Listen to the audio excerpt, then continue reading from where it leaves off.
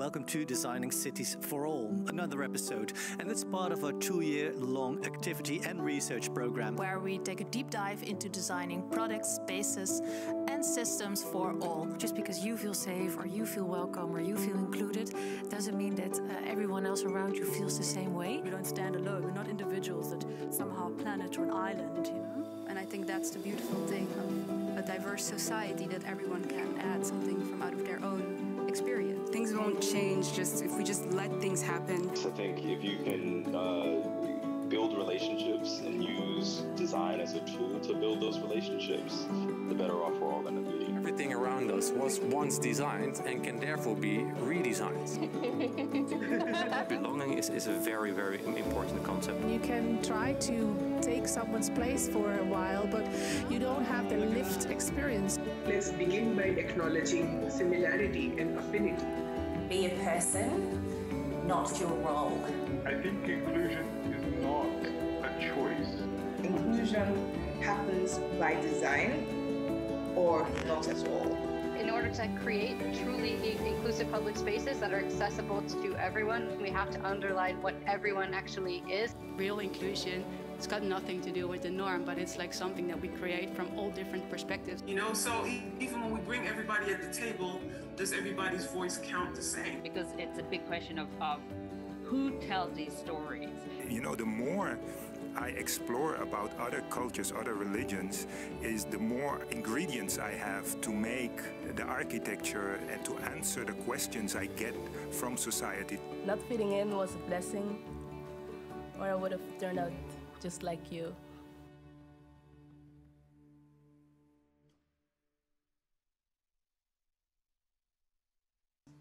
What we just played was the wrap-up of the first year of Designing Cities for All. Designing Cities for All is the two-year research and activity program of Pakhuis de Zwijger, in which we explore and try to redesign our spaces, our products, and our systems for a more just world. This episode that you're joining today is the third one in a series that we curated together with our fellow of the moment. It's a series about redesigning journalism, and sitting next to me is the two faces of OneWorld, or actually multiple faces, but this is the chief editor of OneWorld, Seada Nourhussen, and the publisher John Olivieira. Welcome. And you're not joining me just by yourself, but you brought some guests with you, and that is Erik Smit, co-founder and editor of Follow the Money, Amidata Minte, journalist, creative entrepreneur, and founder of Alien Mag, and at the end of this row, Mick de Reehorst, co-founder and director of Are We Europe. Welcome, welcome, welcome. Welcome, everybody. Yeah. And I'm happy to see people in the room here. We also want to invite you to join this conversation. And also the people joining us from their homes, because you can also join us today. Interactive, and for that you could use menti.com. Go to your browser and you can insert the code 36106005. And you can ask questions. For everyone here in the room, this is an open conversation. You can also ask questions or add something to the conversation. Just raise your hand if you want to interrupt. But we also have some time at the end of this program where we open the floor for all of you. If you raise your hand, then Romy over there will come to you with a mic, so everyone can hear you, not only here, but also at home. Seada, John, hi. Hello. This is the third episode. In my perspective, it was the fourth. Yeah, yeah, it was the fourth. We also had an introduction, but when we were talking about redesigning journalism, then we have 3 episodes. The first one was about language. The second one was about visuals. And in the series, we're uncovering the design flaws that we can see in journalism and look for solutions and practical changes. And I think one of the things that stuck with me the most was that the question or the design flaws that we noticed in language and visuals could also be traced back to systemic change that is needed. And in that sense, it is actually a design question because we can design products, spaces, and services as much as we want, but if we don't transform the systems behind it, then nothing will change. And I think what also was interesting, and that's why I'm so excited, and I think it's really powerful that you brought together these parties, because what we also see is that we have a shared responsibility to take, that every part of that system can take a responsibility. And it's interesting to see now that you brought together parties that actually have the same, a similar role as you have, and how we can combine those forces. Yeah. How did you look back on the last 2 episodes? Well, I was just saying to John that beforehand, I was like, I don't have time for for any of this, actually. But while doing it, I actually, first you start curating and, putting people together. And then when the conversations actually happened here, that's when I could see the added value and how important it is to have these conversations openly with an audience, which is, So again, it was also possible. a moment of self-reflection. Yeah, but self-reflection, but also I think we as journalists or media companies or media organizations don't talk about these bigger issues about our own sector enough amongst each other. So for me, it was very refreshing to talk to other people, in every segment of the sector. So we had photographers here, we had people who work at like image editors that people normally don't see behind the scenes, that have to make snap decisions, and then the picture ends up in your newspaper, and just the process behind it and how that happens and what time pressure there is on these types of decisions, but also the dilemmas and exchanging these experiences about language, for instance, how we did a crossover between literature and journalism and how we affect each other. All of that was actually, I thought I was just going to be here like kind of sharing my experience, but I learned a lot myself. So for me, it was actually, it was very valuable, and also to just talk about what you're doing and think about what you're doing and just, have a fruitful conversation about that. It was good. Yeah. John, anything to add to that? What was your epiphany? No, I think it was a real learning curve to hear international perspectives as well.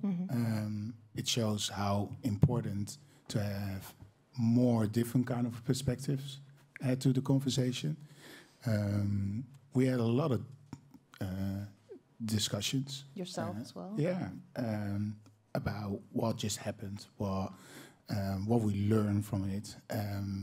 And just like what Seada mentioned earlier, I think we need to have more of these conversations. I mean, you were just sharing that what is needed in order to make a change. The first step is acknowledgement. So if we acknowledge that there is a systemic change is needed, that's, in my perspective, the first step. And I hope that this conversation helps, that if people watch back, that at least they get inspired and have this conversation themselves. Yeah, and also understanding how the system right now is actually working, because I remembered a quote from an architect we invited last year, Brian Lee. He said, for literally every injustice, there is an architecture planned and built to sustain and perpetuate it. So we have to understand what that architecture is before you can actually change it. That's what I meant with acknowledgement. So for me, it's still about what is really going on. It's not only looking back, but probably looking into the mirror, what's going on right now. I think that's... Yeah. Today, the team is creating a new newsroom. Together with the guests you invited, we're going to look at the back end of journalism. Can one of you explain to me what the back end is? I think, let me first start off by sharing. The thing is, it's the parts that you don't see. I think that we're really focused as a consumer only on the end product. And I think that what I learned within this line of business is that a lot of choices are being made. And I think it's interesting to share and to be transparent about how these choices are being made. I think that that's the part, what I mean, the back end of the newsroom. Maybe you have something to add to that, Seada? Yeah, I think it's about decision making. It's about, who's behind the wheel. It's about understanding that there's so many layers of, before you see the final product, there's so many, and these decisions are not just based on, on subject matter and stuff like that, but it's also just a matter of money, for instance. Who decides which part of the of the budget goes where, and all of these things are the back end that influence what you get to see at the end of the process. Yeah, and decisions have to be made in different layers. You said audience, journalists, owners. Yeah, I think they're all stakeholders, but I think that is a model that John came up with. He did? I don't know. I see a smile. Yeah, I think they're all part of the process, but I think it's also, so for instance, let's just start by how much your product costs, how you price it.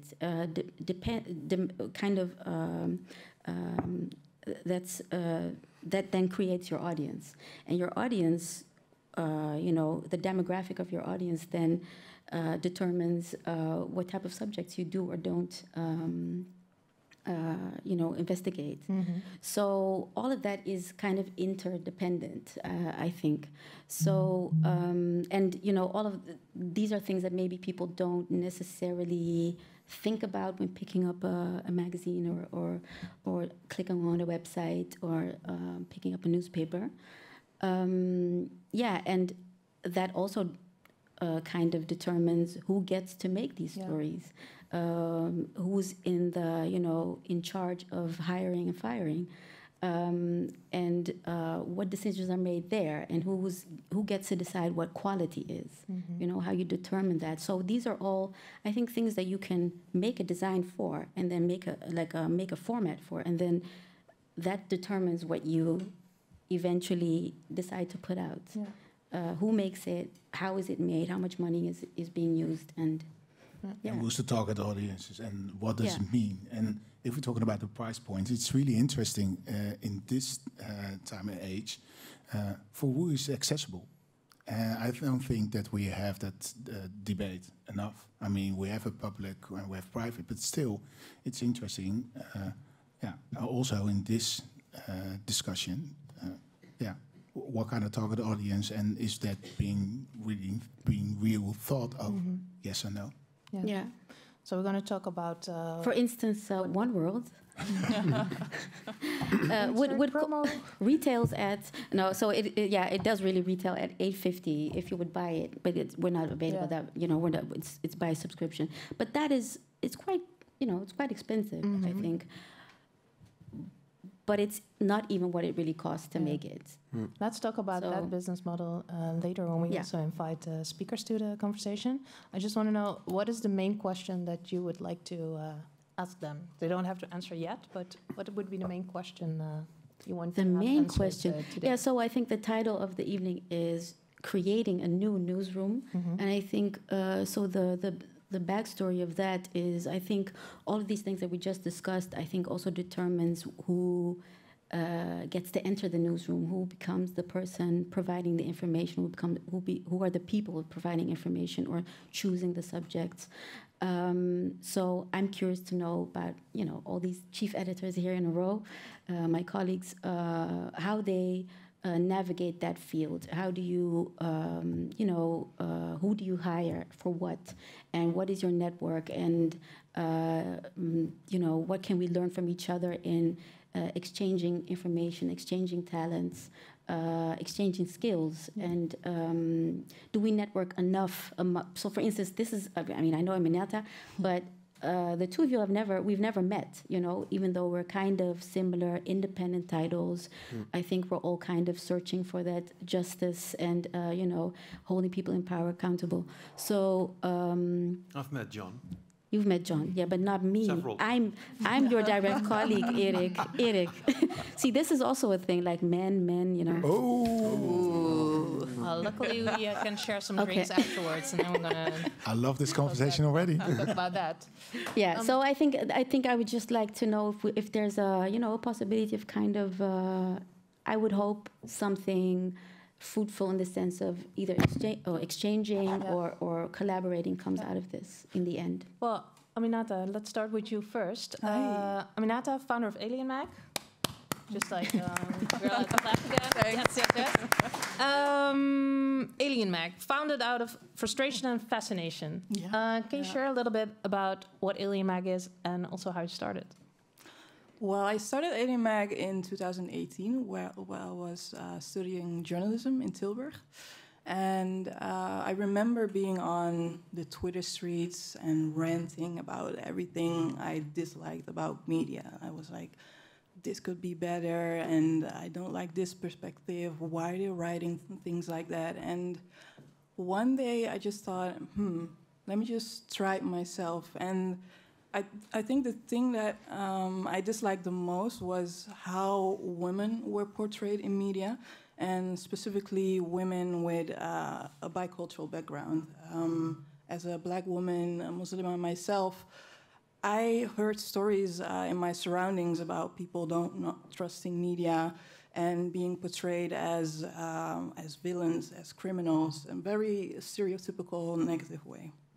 So when I started journalism, I thought, okay, this is my chance to change that. And so I came up with the idea for a platform where my interests for social stories, social topics, but also fashion, lifestyle, creativity and entrepreneurship, where I brought those things together, because I didn't really saw those things in media. It was like, oh, it's just fashion, or it's just really like and when you did saw it, you missed also the representation? Yeah, I did. And I think with Alien Mag, what I'm trying to do is create a space where women feel like they're the norm, the standard, and not the outsiders, hence the name Alien. I often had the feeling like, oh, I was different, and I was outcasted by that, and now I'm kind of like reclaiming that and taking the power, control over my own narrative. And so we're writing stories.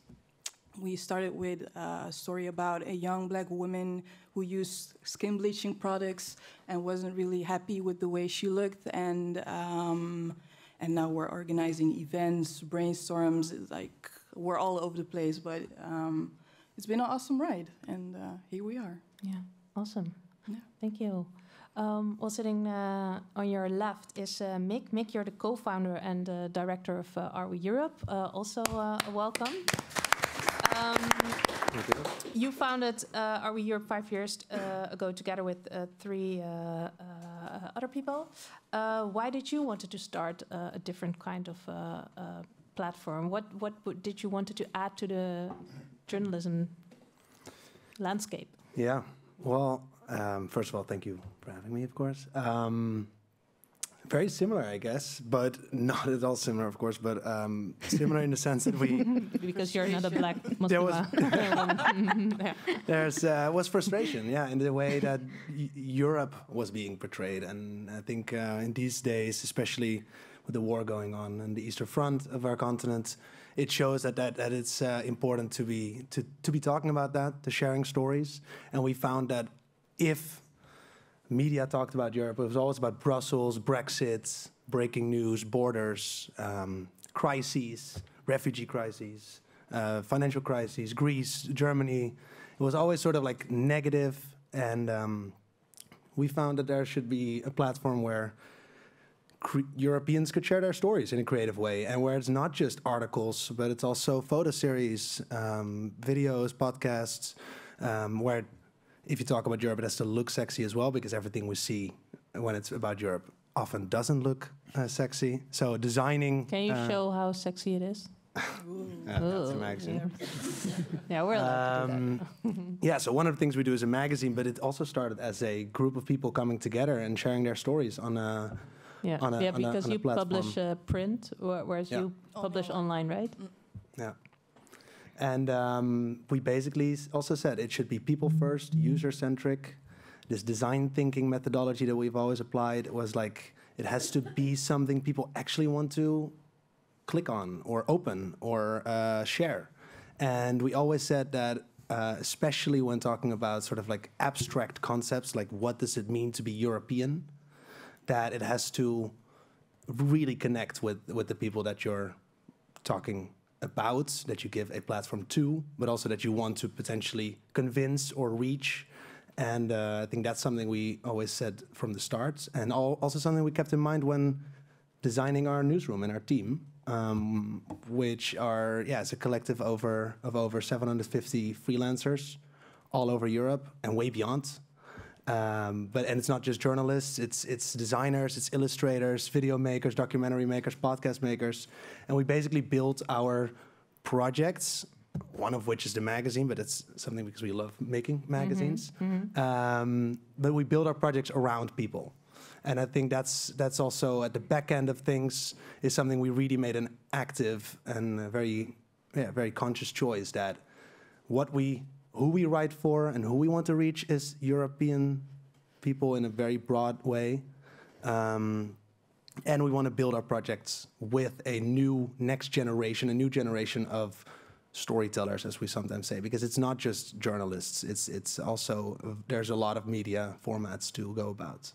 So we sort of built, the platform around this community of creative people. And we also said, we can only publish so much with our limited budget. We actively tell our partners, here are our freelancers. Here is this amazing database, this amazing European creative talent.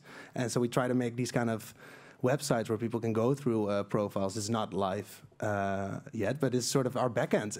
This is what we hope to make, is a backend of this European wealth of talent, and also actively tell our partners, if you want to find a podcast maker on LGBTQ rights in Estonia, you can go through us, and really also collaborate across borders, across media.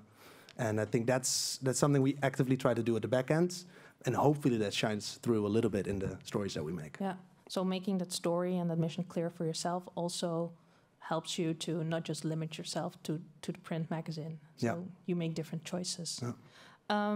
Well, you're both relatively new to the scene, but Erik, sorry, I'm talking English now, Erik, co-founder and editor-in-chief Follow the Money. Welcome. Yes, thank you.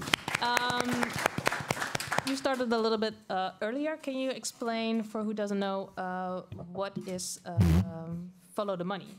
Because you're not just traditional journalism. Well, in fact, we are very traditional investigative journalism. We are a platform for investigative journalism, founded in 2009, started in 2010, and gradually became successful in the last 5 years, I would say. Yeah, and we're able to sustain ourselves. We have a growing audience, almost 37,000 paying subscribers at this moment, which is has doubled since the end of 2019. And so to answer one of your questions, who decides what is good? Our audience decides that. And we, of course, have the ideas from the editorial staff. But in the end, the audience decides what is good or not. Yeah. And, because what do you write about? We write Follow the Money is also based on a very traditional, actually on a movie out of 9. I'm also by far the oldest person around here, I think. At least at this, a few older people down there. But as I'm 55, and it is based on a movie made in 1976, and it's called All the President's Men, which is based on a book by Bob Woodward and Carl Bernstein. And in the movie, there's a scene which is all about a whistleblower who tries to tell Bob Woodward where he really has to look for. Woodward is the hero of one of the most important investigative journalists of his time, working on the Watergate scandal in the 70s. And he actually has trouble doing what he needs to do. And he asks his main source, what he's supposed to do. And then he answers in the movie, follow the money. Just follow the money. That's it. So I thought we thought it was a very good idea, and when I started journalism, that's literally what you do, right? Well, it's follow money flows. It's a way of if you understand the world in a way that's if you recognize that almost everything is dependent on economical power and how it's distributed. Then you need to follow the money in order to find stuff out, and so that is what we do. But it doesn't mean that in every story you find numbers of euros or in incredibly complicated calculations or anything. It can be about healthcare. It can be about any subject. Yeah, it's about power structures. What's the story you're most proud of? Oh, that's difficult. What? The story you're most proud of? Oh, okay. I've learned at school that being proud is a sin. I went to religious school. Now answer the question. Okay, what story were your readers most excited about then? Well, I mean, I think lately, I guess last year we had a series of articles on in close combat with Volkskrant, the main on this guy Siewert van Linden. We actually published a book. Who was first? Volkskrant was first, right? Yeah, Volkskrant was first. Yeah. But you have a book now. I know you want to plug the book, so I'm just going to. We had also Came a out series 4 days of ago. important scoops in the file. So, and of course we have the book now, and it is a for who doesn't know, it was about the face masks and how a little face mask scam. Yeah, and how some people got really rich. Well, it's actually, but to talk about that, right? So there was so much. There was so much emphasis on him, because he's this snotty kid that scammed the country. But I was actually wondering, who were the people in office that, that let this slip? Because I don't know those names. Of course, Hugo de Jong is now under a microscope, but like for almost a year, we only talked about him. When I thought, when talking about design flaws and about going back to the system and the source, I know because I was informed that I don't have the book yet, but the book does also look at that part of the story a lot, and not just about Siewert and his fraudsters. Well, of course, I can't explain too much about the book. I know. Okay. Oh, okay. You have to buy it. Yeah, but don't you think that's the business model? He shares this with you at the bottom. No, but don't you think just not to cut you off, but don't you think that just in media coverage, a lot of it was sensationalism about this kid and not necessarily about. Well, I wouldn't call our stories sensationalism. I would call them, on the contrary, I would say it were sensational. Their discovery of facts, indeed, and these were sensational, mind you. I mean, this was a guy who was writing on how do you say, election program of one of the bigger political parties in the Netherlands, closely tied to. Minister Hugo de Jong, and also to Pieter Omtzigt and others. So, which means that there's, that never happened before. That a kid, with aspirations of becoming le jeune président, and that became very wealthy in a very short time. So, I mean. It also was a period of, crisis. So a lot of strange things happen in crises. So, and I think it's important to, although there was a lot of attention on it, it's important to figure out what actually happened and what's the systemic failure behind it. So there's both, we have to do some with a bunch of guys that actually, have committed some, serious misleading of their, of both, probably the minister as well, and other people on a grand scale, to enrich themselves. So, I mean, if that happens, you're not necessarily part of it. But what this book tells, at least, is that, and it was also a part of the scoop of Volkskrant last week, that which is. basically also in the book, except we The missed bank that was involved. part. But we came up already last year that his assistant was highly involved in this all. That in fact, it was political pressure that made the deal happen in the first place, and of course our government was misled as well. However, I mean, that is one of the, coming back to your question, which is your question, sorry. My question was, what was the proud story most proud proud. of? So, I mean, when a story has impact, it makes you proud. So this is not yet a very impactful story, although that it has, shown a lot of impact towards, a discussion in our parliament, which is important. It makes us look more in depth to how Twitter has a huge influence on politics and how opportunistic that actually works. So that is important. I think there's a few outcomes already that can be recognized as impactful. But I think the larger impact we have to wait for later this year or early next year. Scoop. Well, I mean, the boy has already spent a couple of days in prison. I think that there's a probability that he spends some more days in prison. Yeah, I have to say. But that's not particularly what I'm proud of. But in the end, people have to be called. It's interesting that you use the word impact. We have a lot of discussions about if stories breaks, how is impact then being measured. So what I mean to say is, you tell a story, and you know that story is important that it's being told, or at least is being shared all over the country. And I think that Follow the Money does that quite well. But you need other media as well. Maybe you can elaborate a little bit more about that, because I think that's one of the things that we all can learn a lot more about how impact is being measured, but also how it works. And that's all to do with power structures as well. You were just mentioning. Maybe we can answer that question shortly, and then we move to because I got a whole list of topics from giving you. short answers. So, yeah, fine.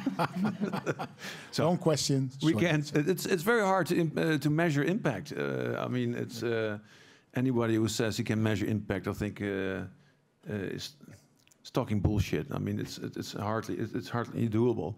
So you can have an idea of impact, but we've had several occasions where we only found out that we had any impact years after, and then we were surprised about the level of impact. You can't really monetize it. And so they think, oh wow, so that actually did have impact, because in technocratic surroundings, you don't that information doesn't come out until many years after. So it's very difficult. So, but in the end, there is of course some measurement made, especially parliamentary and discussions and discussions in society as large. I would say that what adds up to your idea of impact, how other media are picking it up, and so we are just a small part in the ecosystem basically, and I hope that some of it will reach other audiences other than ourselves, and that doesn't happen always with spectacular subjects like the Seada case. We have spent a great deal of time, more than almost 2 years, of an in-depth investigation with the largest team ever to put together at Follow the Money for youth childcare. How do you say that in English? Which is probably one of the projects I'm also most proud of, because it's hard to make very visible, but it's so important that children, the most vulnerable people in our society, are so vulnerable in the current system, healthcare system and care system. So, which is. It's what we can say already about the impact is that many more news organizations are writing about it. It's on the agenda. It's on the agenda of politics. And if it has to do with us, I'm pretty. Sometimes it's hard to claim where it started, but you'll see a ripple effect, or But it's a good question, because it's also something you have to take into account in the market that you want to serve, and also how to adjust your business model to that. And talking about business models, because that's why I want to move the conversation to. Money. Yeah, money. Follow the money. Well, all four of you are independent platforms, as opposed to the more traditional print media. Also, the way you organize yourself for the money, follow the money. For example, you banned all advertisements. You work with a subscription membership, and you have some initial investments. Are We Europe memberships, commissioned work. So you have buyers and how do you say it? Prescription subscribers. And Alien Mag. Yeah, we're the baby of the group. We're just starting out. And so still searching for the right business model. We're looking for the right business model. So I think this year for us is a turning point. We only work with freelancers and we have little like funding, but we're looking for a way to make Alien Mag more sustainable. So I'm hoping like to hear a little bit of what the other two parties are doing to achieve that. Yeah, and OneWorld also subscribers. John, maybe before we continue the conversation, I can ask you to give us a little bit insight in the market, because what I didn't know was that the market was actually dominated by two really big parties, and then you have some independent magazines. You're talking about DPG and media. Yeah. Because when we're talking about creating a new newsroom, and how much space is there? If you're talking about written journalism, because I think that's the nuance. Then it's them, huge, too big, who took almost all the papers. And magazines. And magazines, because Sanoma was part of it as well. So it's been. And then you got like first of all, you got like the public and the private market. So the public journalism is more. So for example, NOS is an example of TV and radio. Yeah. Sorry. Yeah, and radio. TV and radio. TV and radio. Yeah. Exactly. So print is mostly private sector. Private. Yeah. I think that a lot of people don't even realize that's the model. I mean. And if you're, then you have like different kind of models. So we got like follow the money, correspondence. We as well. We got like subscribers markets, but that's exclusively subscribers markets. And almost all the other organizations got like an advertisement business model. So that's like partner or sponsoring or anything like that. So. But to be a bit more precise, we have kind of a hybrid model. So we do have subscribers that are kind of 1/3 of what we make. And then we have a partnership program, which is also kind of a subscribers model, but then for organizations, mostly NGOs and companies, but also like the cultural sector. So it's kind of like the soft sector. It's not like the shells and the... so it's not like very commercial sector, but it's more like, and they have like a subscribing model where they can. So we haven't banned advertisement completely like for the money. So we have more of a soft model, I would say, where it's a hybrid model. Yeah, it's a hybrid where they can advertise their events, or it's not like products. People can't buy anything, but they get a space where they kind of can share their events or their news or whatever they want to, and we're not involved in that. It's like a self-serving model, and the other part is that we have a partner network. Yeah, and we have a job sites, which is a very important part of our income, and that's also kind of copies the partner network it's kind of the same type of companies or organizations that, people that are looking for a job with purpose go to. And Mick, is that also a revenue stream that you have in your business model? Because you also just showed us the data bank. Not yet in this kind of way, where I think then you would take a commission or something per placement. Yeah, it's a commission based, but also self-service. All these other models are self-service. Yeah, it's something we're exploring as well, because for now, it's kind of open source. We really sort of want to show also that to other European media, whether they're national or local or regional, like there is this, like just look beyond borders, look beyond your own sort of like set of contributors. So for now, we're really trying to push it out there. And I think where we have mostly seen a lot of growth and actually have tripled also in size through the pandemic and over the last 3 years, which was that a lot of these organizations that see maybe the things that we do, the stories that we make, whether it's a podcast or a video series, they often come to us and say, could you also make that for us? So it's a bit of this sponsored model. You see here some of the clients we have worked with, always in the NGO, think tank, kind of European scene. But also we made, for instance, a photo exhibition, a hybrid photo exhibition for the Photo Museum Antwerp and the European Press Prize during COVID. They wanted sort of also a hybrid digital award ceremony. So there's a lot of these partners that we have worked with or have heard about us that first came to us, be like, hey, what you make looks cool. Could you also do that for us? And then slowly we build our model around that. So it's a bit sort of the demand for our freelancers that sparked this ecosystem, you could say. And that is what we've put our focus on, is sort of becoming much more of a talent agency for European creatives. And then obviously we sometimes have like project grants, or we experiment with new things like merchandise or potentially maybe books at some point, who knows, or events. But it's mostly that agency side of things where we say, we can also make that for you. That has really become our motor. And it's also a win-win because, we can only publish a few times a year. And these freelancers are really happy because they can publish with us, they can publish with media partners, but also with other organizations. So we really bind them to us as well. There's a slight difference, I think, with, for instance, OneWorld. I mean, we got like really divided what is the journalistic part, which is independent, and say the business side. So my responsibility is to think about these kind of models, but I'm not in one way whatsoever interfere in the work that Seada does. So that's I think one of the differences. Is that also how you design your independence?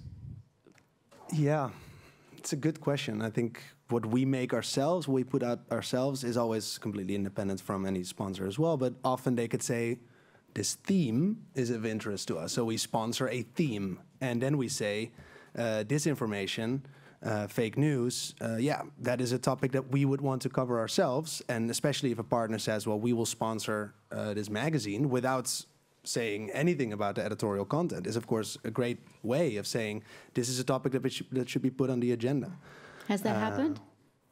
Well, it's happened with disinformation, I think. Yeah. Who was the sponsor of that issue? Well, Bertelsmann Foundation, and we also had partnerships for an event with Dare to Be Grey, which was all about sort of also countering the polarization. So it's a bit more of these movements and foundations that sort of want to put something forward and come to us because they think it's a great partnership. It's not a commercial partner, never like that. We do commercial productions for social enterprises, but that's always completely separate, our studio. Yeah. And how much say do you have in those productions, as in they don't interfere with the content, or they do? Well, sometimes they would say we want this type of story, or this videos subject about young people at home during the pandemic in these 20 countries. So that, for instance, is something that the German government came to us even, and they said, we want to make a video series about the younger generation that have to stay home, do school from home, and we want to meet them in their homes. So we had 20 different portraits from almost every country in Europe, and we had to find them. So that's something cool because it's something that we think that works for our community, but it's also a commissioned assignment. Yeah. And often it has this hybrid form. Like we think it's something that we want to do as well. It's not, we don't just do a commercial, like we don't make a trailer for someone or an advertisement for someone. But I mean, a government asking you something that's kind of, I would say not independent. No. But so how do you then communicate that to your audience, or is it a commission for their audience, or how do you kind of distinguish these? Yeah, that's something we really say, we deliver it to you and you do with it what you want, and maybe in the credits it says produced by Arwe Europe or produced by So you're not publishing it on your own channels, for right? example. So this is for them. Yeah. Okay. Aminata, you don't have the structural funding yet. Are you maybe also afraid that you have to give away some of your freedom, because right now you can do anything you want? Yeah, that's something I think about often. But I'm looking... Because I also know that you're looking for structural funding. I really love the freedom we have. So not losing it is something that I'm really thinking about. I think what makes Alien Mag is that we really collab with our community.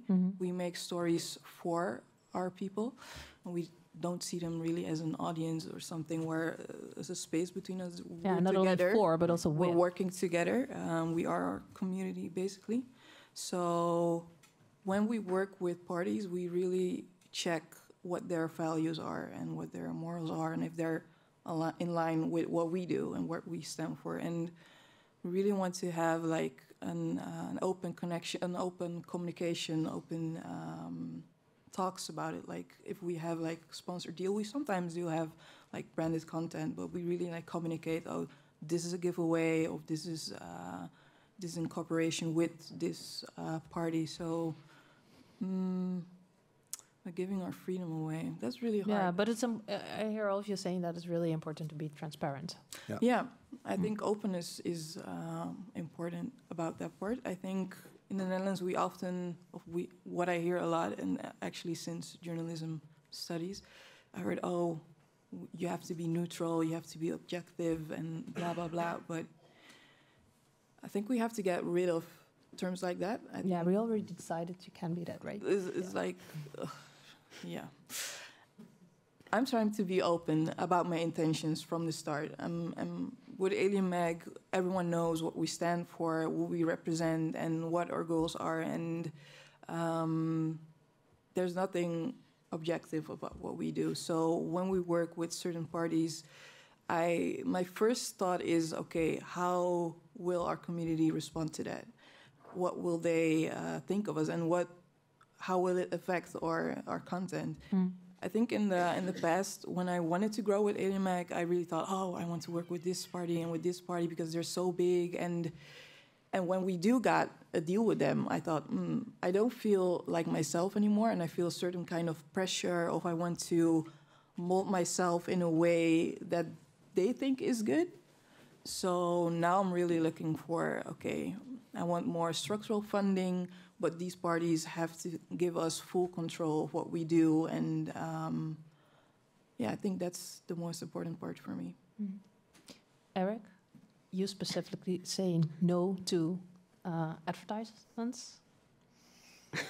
How does that work? Why well, not how from did the you start. make that choice?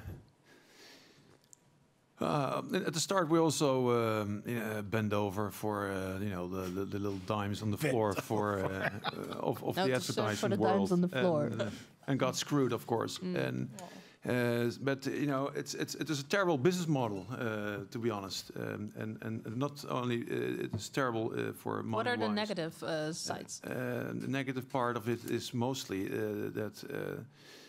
It's when you offer it on a page, it's really a terrible experience to have all ads there. So that is for one thing.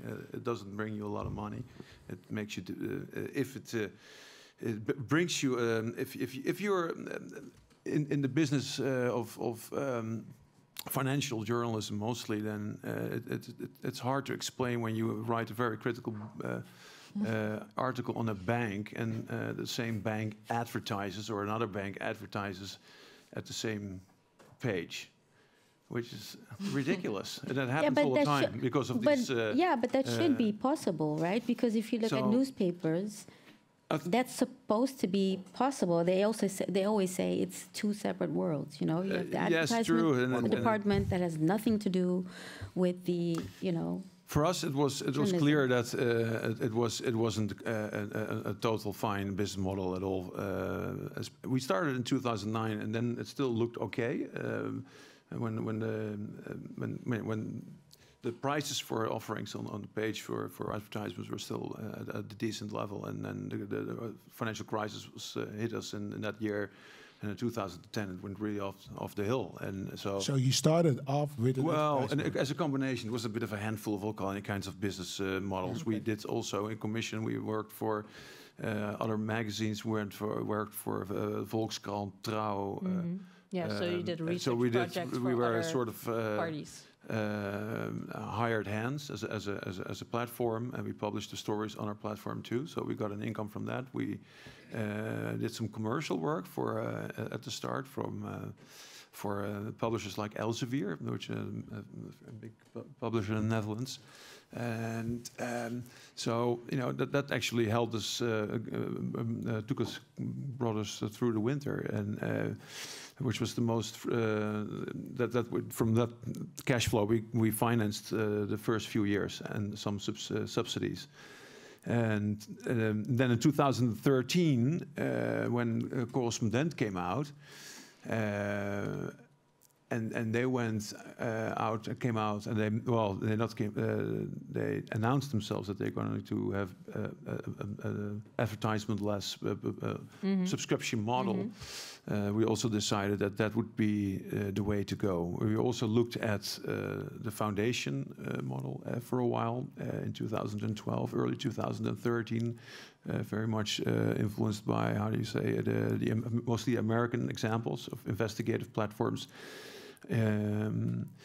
Like ProPublica, maybe you've heard of it, and there's a number of those big investigative platforms in the United States that get their monies from mostly very affluent people or foundations that give them the money to do that work. And in the end, when the Correspondent came out, and both Arne van der Wal, co-founder of Follow the Money, and I thought, gee, that's actually what we should do as well. And we felt like as an entrepreneur, and so we decided to do it. And at the end of 2014, and it took us a decent while to get the monies in to transform it into the platform it is today. And actually, we almost went belly up in 2015 because we missed. We were working on getting large funding from Stichting Democratie in Media, and that didn't work out. And then in the summer of 2015, we found the money, and then we could totally go on a 100% subscription model. Yeah. Which is best fitted for investigative journalism, I would say. People are not. There's no interference of anybody except the members who pay for the content. Yeah. And then there's of course the investors and maybe especially in the beginning, investors and the subsidies that you get are a large part of the working capital that you have. But so that could offer some doubt about your independence, shed some doubt on it. But in the end, there was none of that. And now we are 85% financed by membership fees, more than and what is interesting is some subsidies. What all of you do is you moved more of the power to the audience and also what they actually want. So it's much more important also to create sense of urgency, and that is something that you all do, and also really well.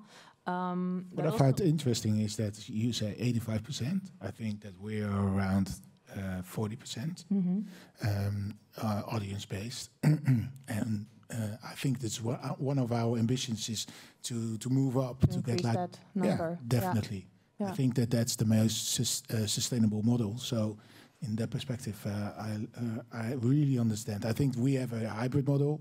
So if, for instance, one of our or few of our advertisers or partners decides to quit, we can still continue. I think that's the model that we're in right now. But the most sustainable is, I think, the subscription But model. it's interesting because the design of your business model already influences is who gets to decide.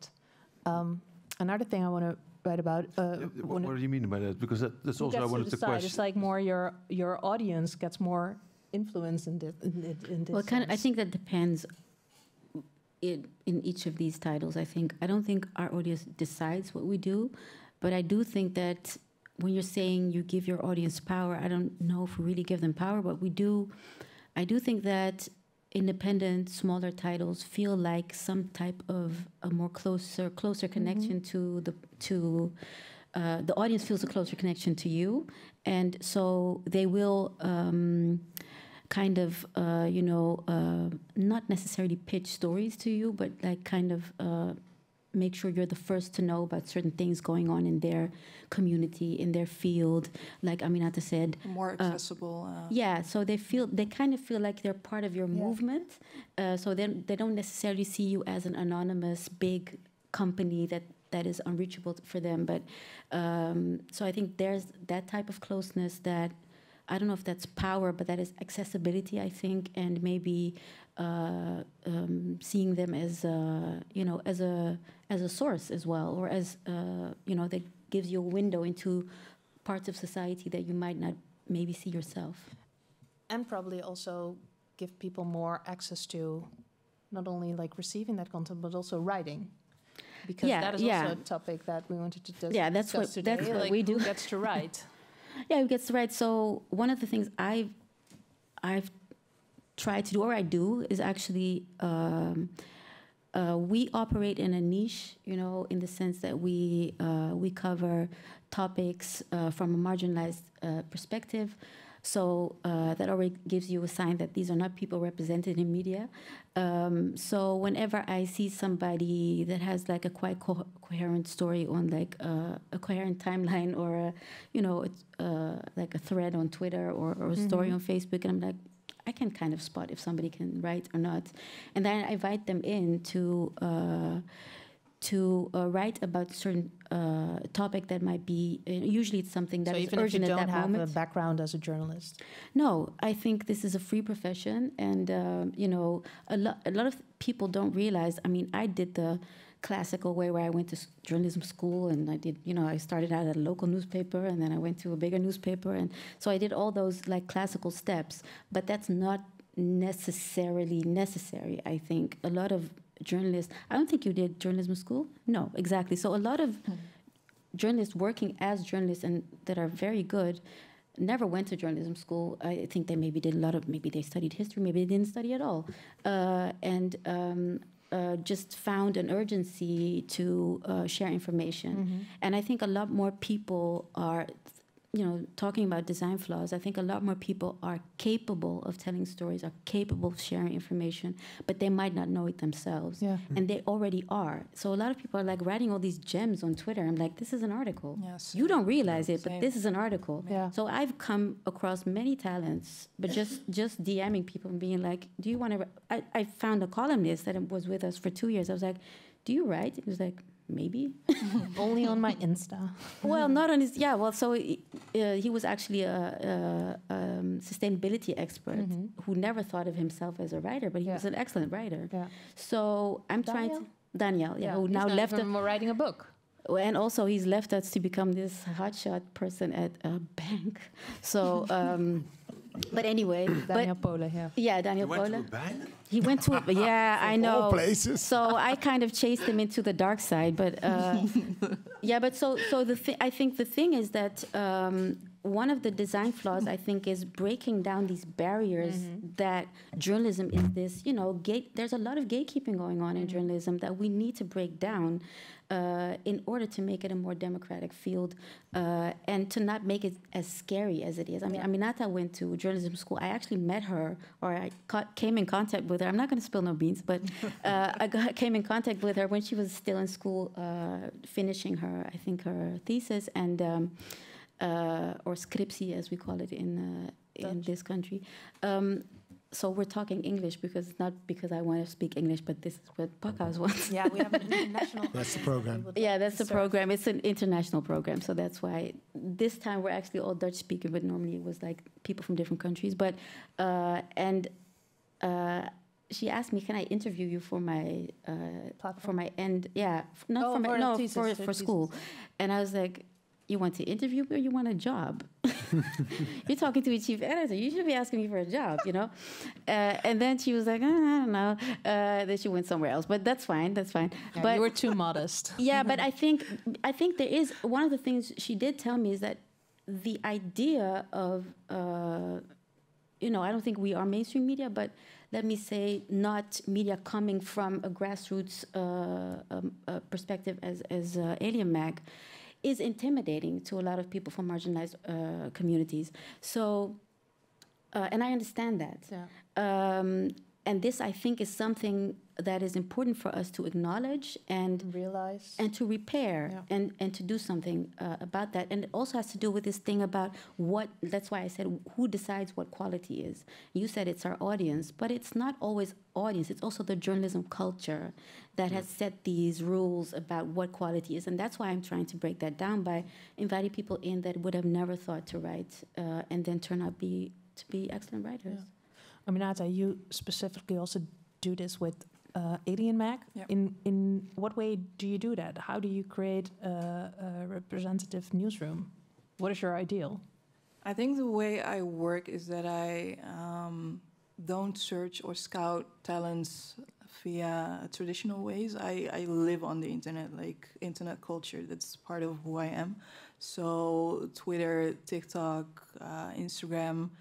I'm always looking for stories and for talents, and like Seada said, I can easily spot a story if something is interesting, if there is a vision in a story.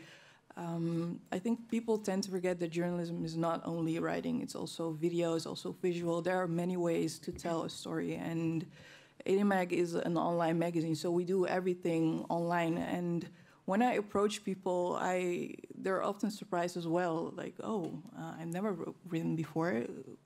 How do you think? Why do you think I'm a good writer? And it's just that I see a certain type of ambition. There's a kind of vision that I see. There's something interesting in there, and I want to develop that more. And it's often stories as well. People share it in their stories and they think, it's not interesting. It's just for my 15 followers. And then I think, oh my God, this is so interesting. More people should see this. So I just pick that up real quick. And I think what's important as well is, I was talking about this earlier, is that there is a certain type of gap between schools and newsrooms. And there's not much of room for practicing, for developing, for even trying things out. Even when I did some internship during school, I just noticed that you have to have like HBO, instapniveau, and then I thought, what is that even? Like, so people from MBO cannot be included. Like, why is that? And I even had a classmate with who was dyslexic, but he was like so determined to keep on writing because he just knew that he had so many stories to tell. And I also have friends with so many great stories, but they don't like writing because they always get commented on their spelling mistakes or grammatical errors or whatever. And I think, we should encourage them more and invest more time and energy in writing skills, because writing can be learned, but these stories are original and can be found elsewhere. So yeah, we need to let go of like the traditional way of scouting talents, and that's how I just do it. And people often ask me like, where do you find these people? And I'm like, don't you look? Don't you have like, how can you not find these people? They're everywhere. So it's just, I think it's a mindset as well. So one is mindset, but it's also the gap between school and so we need to solve that too. Yeah. What could we create to do that? I think there are certain types of platforms that have like academies where they have like trainees and help people from non-journalistic backgrounds experiment with storytelling, and I think there should be more, look more into that. And I think journalists as well need to invest more time in looking for talents outside of their bubbles, and that's how we do it. And one thing to add to that's creating a safe space. Yeah. Because we have to acknowledge that for a lot of people, it's not a safe space. Can you explain what a safe space is? People feel intimidated by media, and Seada said it.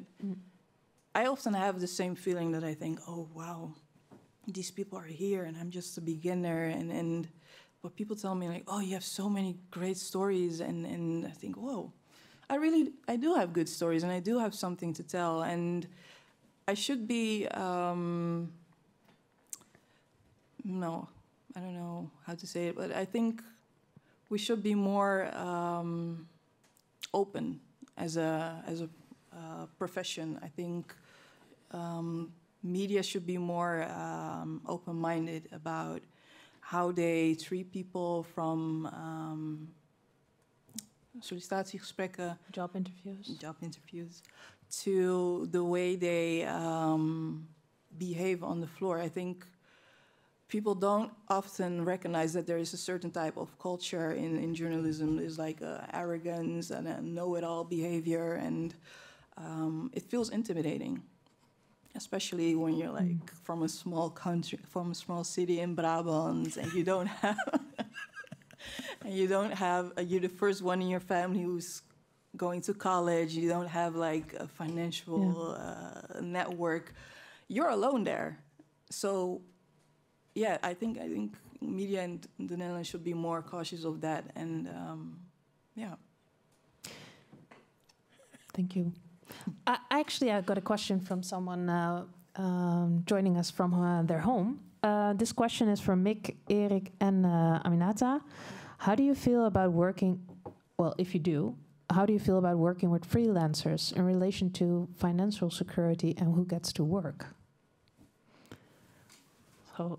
Do you all maybe it's good to ask the question, Erik, how many people are on, how much of your content is produced by people who are on staff and people who are on the freelance? payroll and freelance? Oh, I think we've got now some over 35 people on the payroll. Wow. That end of 2019, I think it was 4.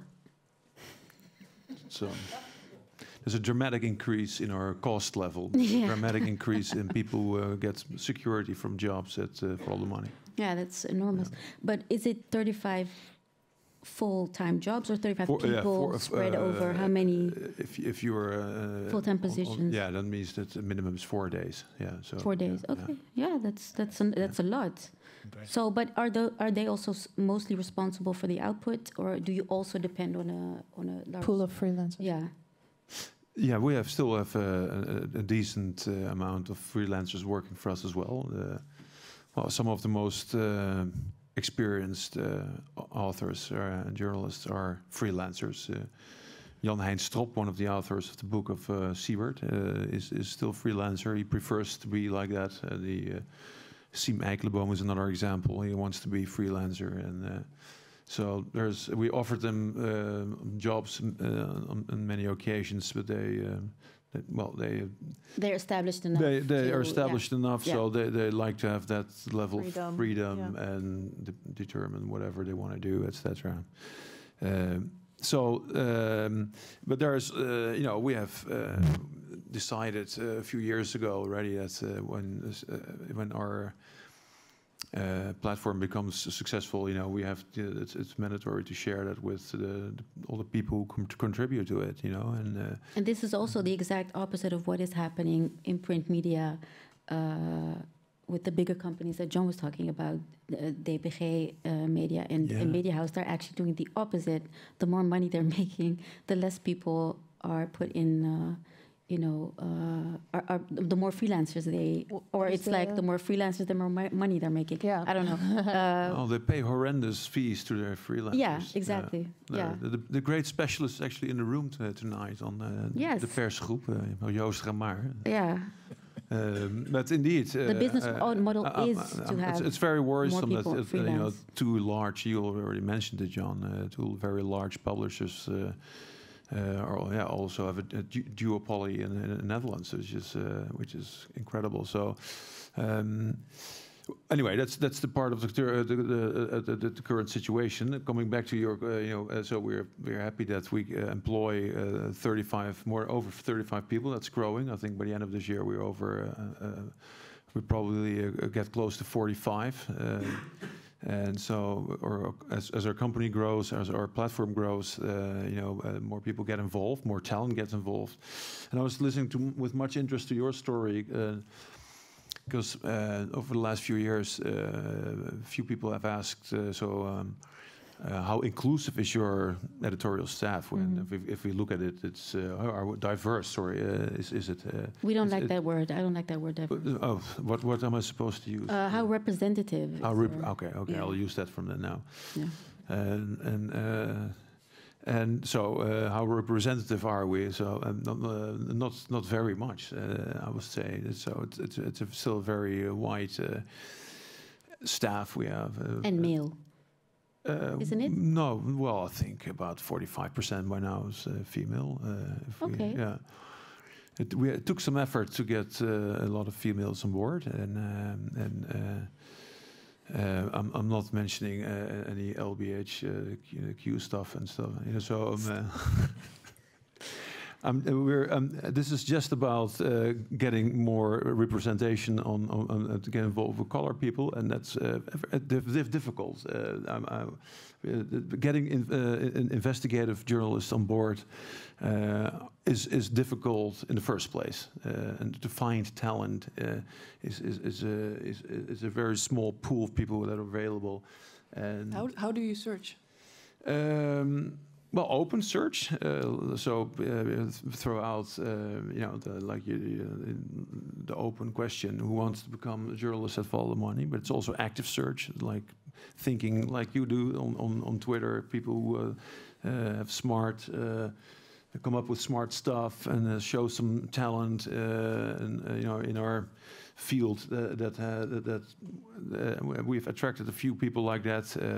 There's also people who come from other, non-journalists that have said, I want to make a change in my life. I'm a lawyer on the Zuidas and I want to become a journalist now. And then usually I start to laugh and then that's not really going to help your representation. Yeah, you have to, because the lawyers from the Zuidas are very spoiled. Very underrepresented group. Gold chains. Yeah. We have no representation of Zuidas lawyers in our. That's very true. You have to be careful. Yeah. So in our search of representation, we found a lawyer from the Zuidas. Yeah. Who came to us. Yeah. I think that's. He's a white man, by the way. Yeah. So we're not progressed a lot. But coming back to you seriously, I mean, I think we have to open up our minds, and because if the pool is not offered to you, I think we should, look further and probably get involved more in opening yourself up in coaching and trying to open up programs to, to people, necessary is of course, some ingredients like curiosity and some ambition, of course. Otherwise, you don't get to become investigative journalists. But there's enough people, I suppose, out there that come from other areas and come from other backgrounds that have that, and we have just not. We have not looked hard enough to find them, I would say. Yeah, and don't you also think that because, for instance, if you would use your own channels to look for people, that it's mostly like you keep circling around your own audience and the same people that kind of, reproduce the same type of people.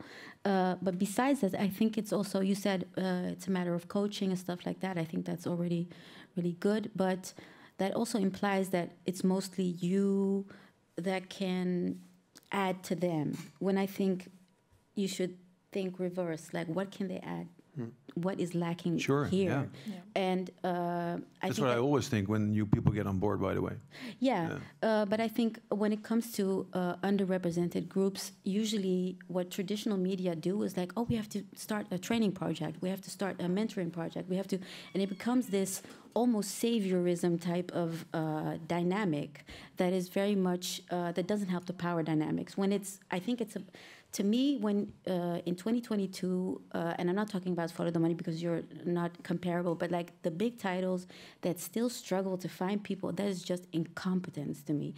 It has nothing to do with can't find them. It's also incompetence by us. So yeah, okay, but that's I'll leave that with you. I won't judge that. We have to get better at it. So I think it is. It's great that you take the responsibility. Yeah. Not a personal. No, it's not personal at all. But general statement. Yeah, so you said. I think if you view it as a lack that you have, or a lack of a quality that you lack, then it becomes I think a different conversation in itself, and a different way of people coming in. It takes away the intimidation, it takes away the all of those things. So I think and it changes your culture. It changes. Yeah, it's exactly. Part of creating that safe space. Exactly. Yeah. And unless you come in with that, kind of bragging and boasting attitude yourself, I mean, that's the type of kid I was. But if you don't have that, then that's not the space that is going to accept you. Yeah. So I think that's one of the things that I think a lot of media need to realize, that we are not fulfilling our promise on this part. So I think. Thank you. Talking about a safe space, we told you that we also wanted to involve you in the conversation. And maybe one of you has a question that they would like to ask, because we are really curious about your input and your thoughts about these topics. Is there anyone who likes to add something or ask a question?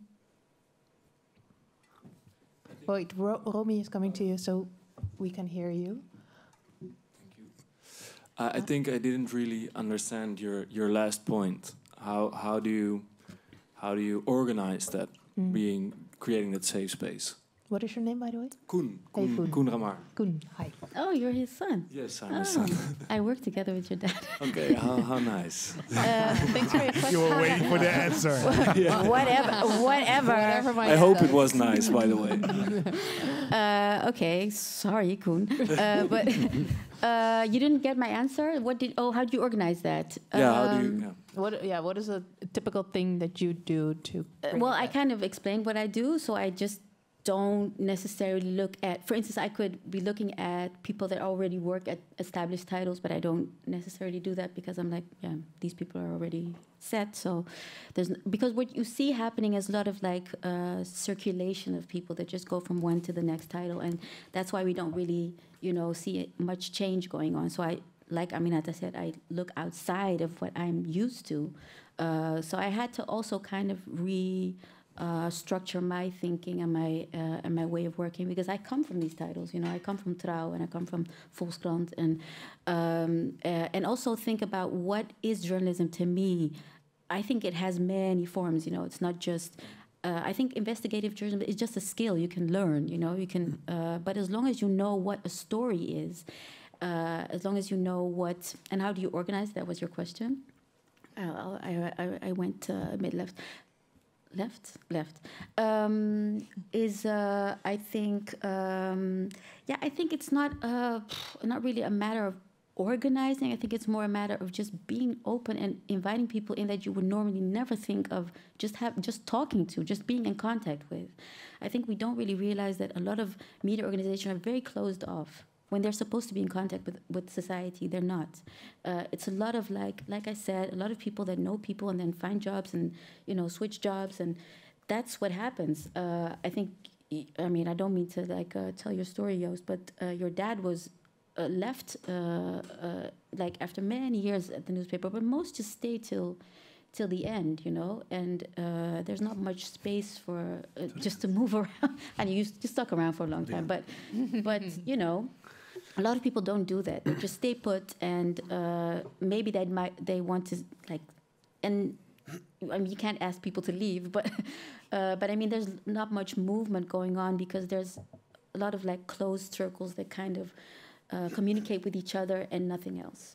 May I ask you, what is the concept of a safe space anyway? Yeah, I saw you looking a bit difficult with that concept. Yeah, so I don't know if I'm an old man. So. Yeah, it's okay.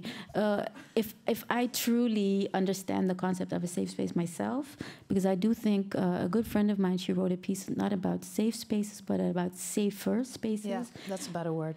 Yeah, so... A step further is even brave spaces. Sorry? A step further is even brave spaces. Could you explain what brave spaces are? Well, yeah. Well, what you said is like really good. Like you have the safe space, and that doesn't mean it's safe for everyone. So it's safer. In brave, people also feel like they can really act upon it. Yeah, yeah. I think it's more about acknowledging everybody's position. It's about positionality, I guess. So, for instance, in this space we are in, everybody here has a different position towards, I mean, between you and Aminata or between you and Dimfi, and just acknowledging these positions within society and understanding which power you hold over somebody else or which power you don't hold over somebody else, and then just acknowledging those things. It doesn't mean that nobody can make mistakes. It doesn't mean that people don't get hurt. That's kind of like I think a lot of people think it's this cushioned society where nobody's feelings are hurt, and that's not what it is. I think it's about acknowledging certain things and just taking them as a fact and not as a discussion all the time, you know, and just acting on that and just acknowledging. Yeah. That's all it is, I think. Is that an answer you make? I see you also nodding your face. Is there a way? How do you create those spaces?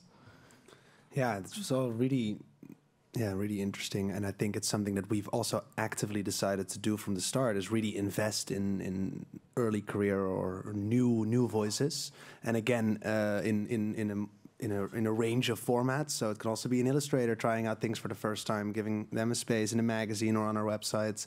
And from the start, we've always said that we're really, really open to anyone.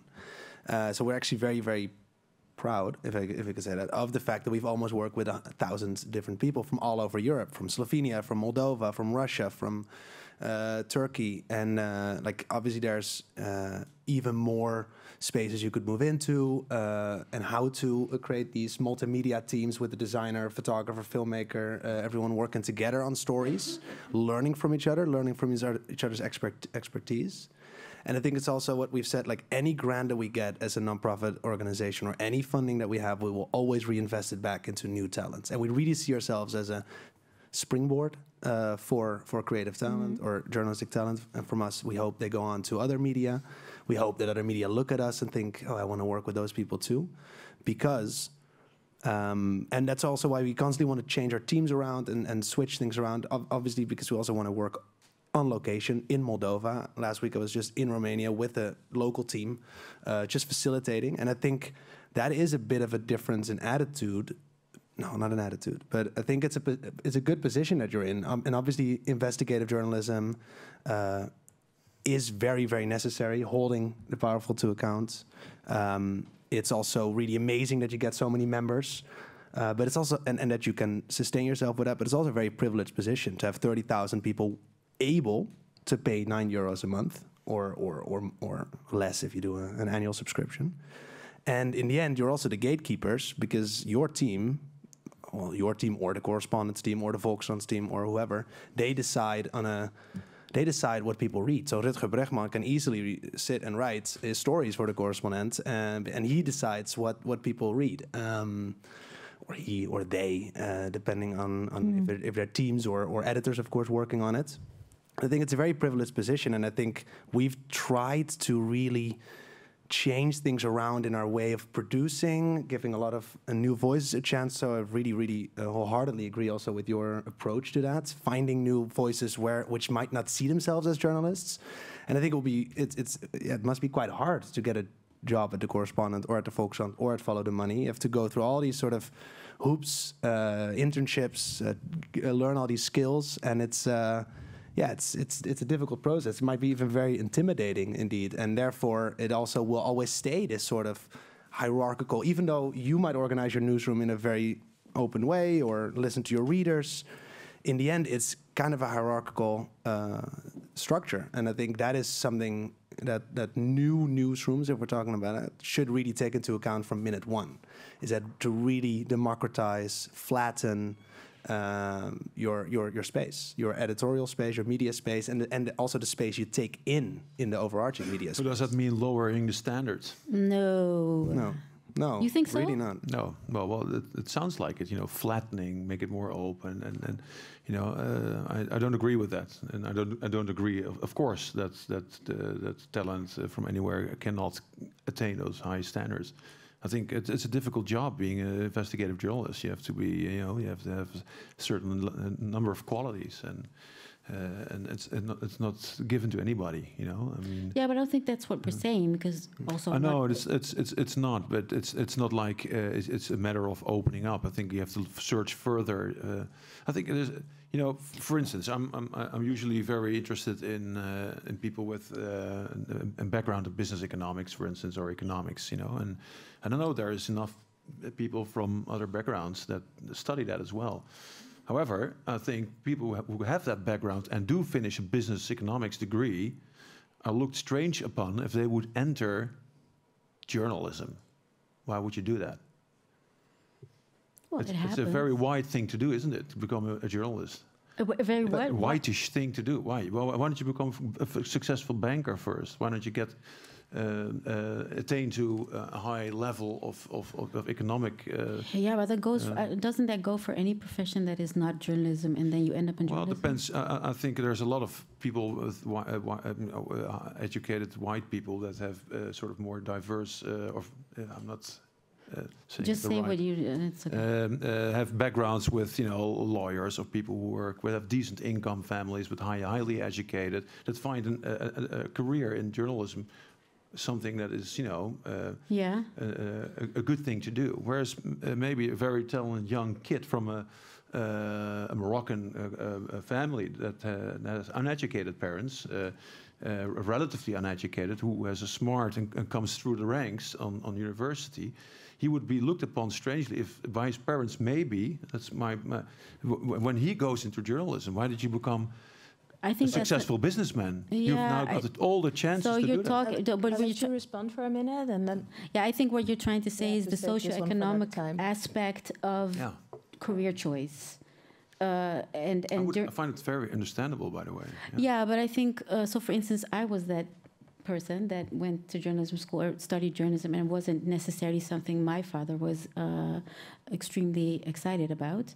But that was not because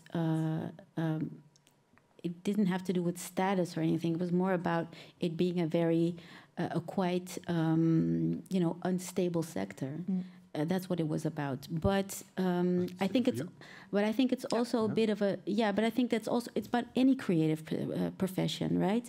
So I don't think it's necessarily about. We shouldn't also assume that is the reason why. And also things have changed, times have changed. There aren't any jobs anyway. So it doesn't really matter. Yes, there are. Well, I mean. There's not as much job security as there was maybe 30 years ago. So that's already a thing that is not, that's not an argument anymore. That's not necessarily an argument, I think. But the argument that you're making is basically that you're saying that it's an elite job. And we should change that perception. It's a very narrow definition of journalism as well. No. I'm just interpreting your words. It probably is. Yeah. But it depends on what you mean by. So is it? And actually, there's. We shouldn't think it's nasty either. I think it's okay to be elitist. At least it should be open. It should be open to anybody. But you can't be elitist and open at the same time. That's not yes, you can. Thing yes, you can. How? Well, to invite others to become part of the elite. You are part of that elite. You are elitist as well. How do you think I'm elitist? Actually mean because you're an intellectual. You're a member. You're editor in chief of a magazine. You're so elitist. You don't realize yourself. That's the whole point. This is a conversation Yeah, it's very at the bar interesting. later Yeah. on. You're Due to time reasons, I want to We are all park this elitist. conversation. Yeah, but I did saw. Wow. I saw one question You saw a from question. the audience, Yeah, and I yeah, would yeah. love to give that space. Who was the? Yes. Hey, what is your name and what is your question? Try to ask us a question that doesn't have a really long answer. Yeah, fair enough. Hi, my name is Joris. Hi, Joris. Thanks, everybody, for tonight. Found it very interesting. I wanted to ask kind of all of you or anybody that wants to react. The title of like the series is called Designing Cities for All. Now we're looking at different like smaller media platforms that are starting to hire new people, starting to look into growing their business in whichever way they can. If we're designing something, what is like a safer space, a safe space? But what is like the optimal form?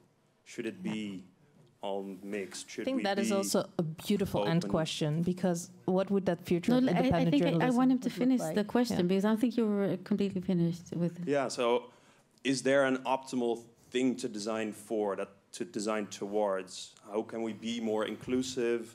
How can we be more open to other people? I think that's the basics of it, but is there something that we're working towards? Like, is it just always going to be better and more inclusive, or do we have like measurable goals in this?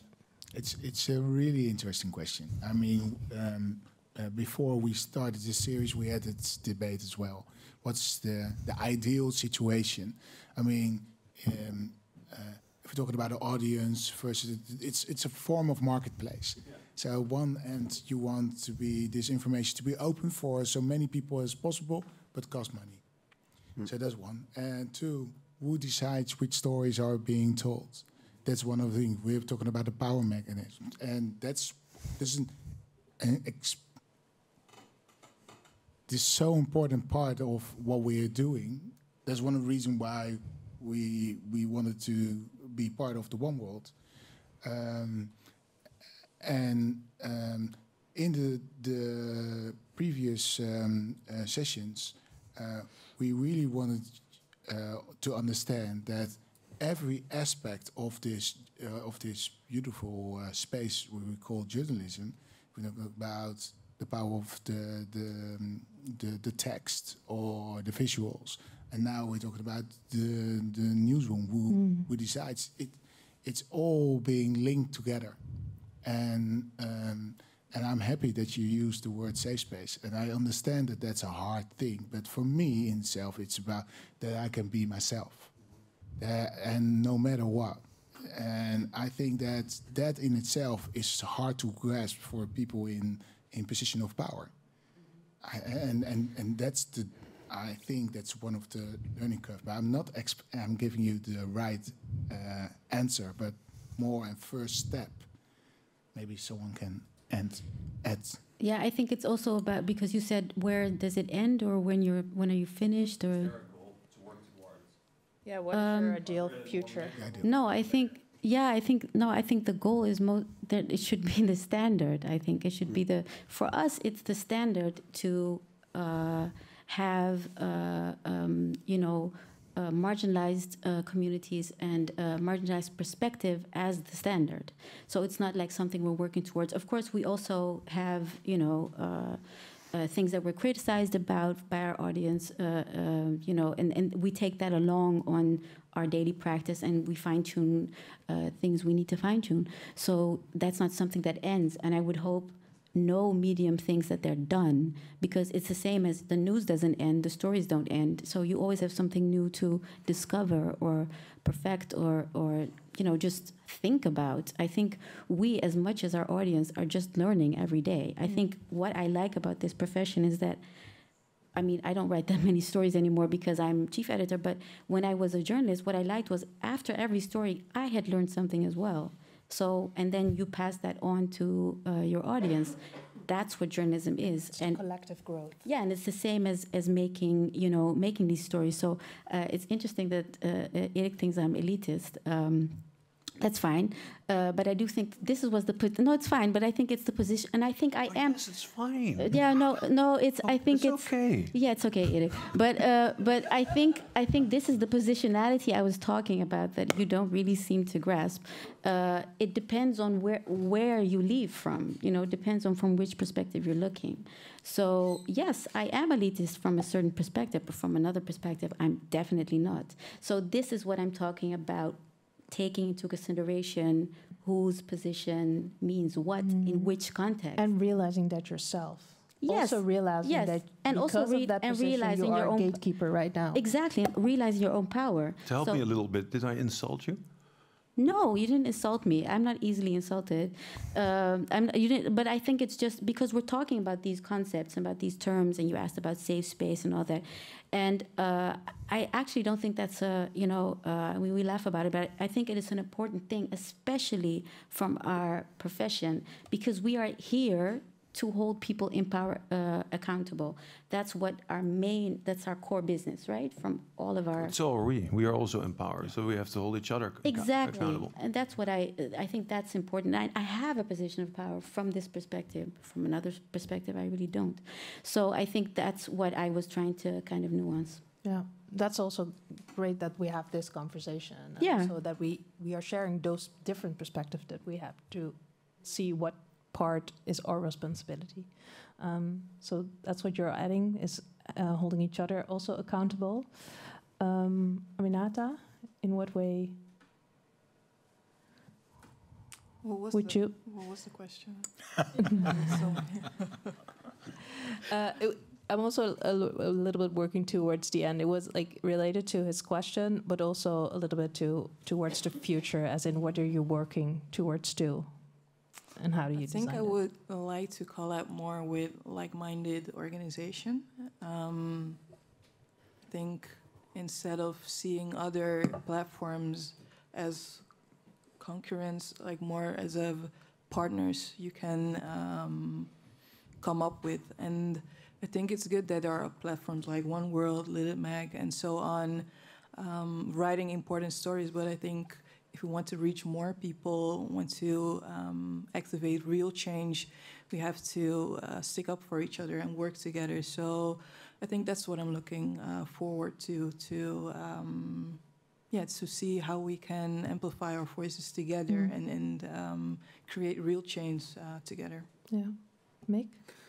Yeah, it's difficult to not go very cliche, but I think it's really about representation and allowing people to be part of the conversation, especially also on a local journalism level. If you talk about cities, I think there's so many stories in urban centers across the world, in Europe, in the Netherlands, which are very, very interesting to the space that you live, and maybe not all about super overarching money flows or power structures that are quite abstract for people to challenge. So it's not only about holding people accountable, it's also about journalism is also really about exchanging stories. And that sounds super cliche, but what we've really found is that people would really love to read about what's happening in Slovenia or what's happening in other places around Europe or around the world.